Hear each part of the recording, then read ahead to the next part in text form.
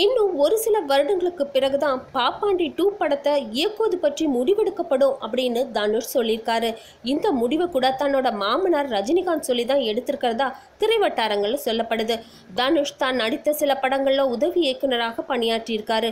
மேலும் பாப்பாண்டி படத்தை இயக்கியதன் மூலம் ஒரு நல்ல இயக்குனரா உருவெடுத்திருக்காரு அப்படின்னு சொல்லலாம். அதோடு ராஜ்கிரண கதையின் நாயகனாக நடிக்க வைத்து பிளாஷ்பேக் காட்சிகளை மட்டும் தனுஷ் நடிச்சிருந்தாரு. அந்த படம் வெளியாகி வெற்றி பெற்றது. மக்கள் மத்தியில ஒரு நல்ல பேரும் வாங்கிட்டாரு இயக்குனரா. அதையடுத்து திரையுலக இயக்குனர்கள் பலரும் தனுஷை பாராட்டி வரும் இந்த நிலையில இன்னும் சிலர் உடனடியாக பாப்பாண்டியோட அடுத்த பாகத்தை எடுக்குமாறு அவரை வற்புறுத்தி வராங்க. ஆனா தனுஷோட மாமனார் ரஜினிகாந்த் மட்டும் இந்த படத்தோட வெற்றியை பார்த்துட்டு உடனடியாக அடுத்த பட வேலைகள்ல தனுஷை இறங்கிடக்கூடாது அப்படின்னு அட்வைஸ் பண்ணியிருக்காராம். மேலும் நடிக்கிறதுல கவனத்தை திருப்பிட்டு இன்னும் சில ஆண்டுகளுக்கு பிறகுதான் அடுத்த படம் இயக்குவது பற்றி யோசிக்கணும் அப்படின்னு சொல்லியிருக்காராம். இந்த நியூஸ் பத்தின உங்களோட கமெண்ட்ஸ் சொல்லுங்க. மேலும் நெட் டிவி ஃபார் யூ சேனலை சப்ஸ்கிரைப் பண்ணுங்க.